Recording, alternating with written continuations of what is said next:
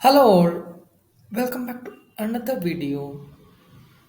In today's video, we are going to discuss about Python REST API. So we are diving into the world of RESTful APIs with Python. Whether you are a beginner or an experienced developer, understanding how to create and consume REST API is a valuable skill.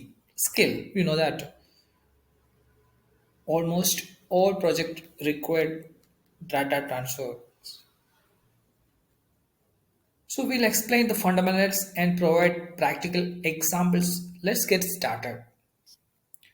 So of course, first question is what is a REST API? So let's start with basic. What is a REST API and why it is important?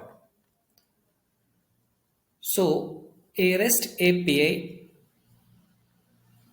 representation state transfer application programming interface. That's a full form of a REST API is a set of rules and a conventional for building and interacting with web servers.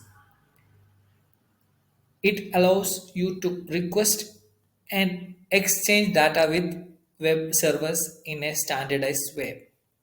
So you can request and exchange data with web servers. So next, this is the important thing. We'll do how to create a REST API with Flask. So it's like normally Flask is a framework. We know that. So first, if you are not installed Flask or you are not familiar with Flask, first you have to install pipe install Flask. Or already installed. In case if you didn't install, you have to install that framework. That is actually Python framework. So we already installed here. So let's see how we are going to create this REST API with Flask. So here is example code. As usual, first we have to import Flask and JSON. So here importing Flask framework, which is we know that already we said popular framework for creating web application in Python. We also import JSON file function function from Flask, which is allow you to easily convert Python data into a JSON format. So that import is done. That's the first line. Next is we have to create Flask web application by initializing the instance of the Flask class. So here we initialize this application. So it's starting the Flask application. Next is we are going to define root. So you know that root is related to URL.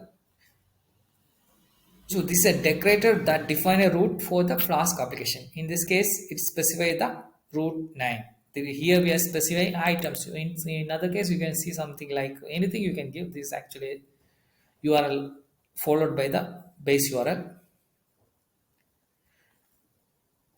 And after that, there is a function get items. So this what get items is what is this is a function. This is a Python function that is called when a get request is made by the items root. It performs the following action. So what it create a Python list called item. First, it's create a Python list called item, and using justify function to convert the item list into a JSON format. So using this function, it will convert to a JSON format. So item list, this is a list group of element, and it will convert to a JSON format. Then this is the key with followed by the items in a JSON format. That's basic things. Next is we have to run this server, right? The whenever the item is called, get items automatically called and it will return JSON format of these items. So here is your app is that Flask app we know. Then running that app, debug equal true means it's in a development side. So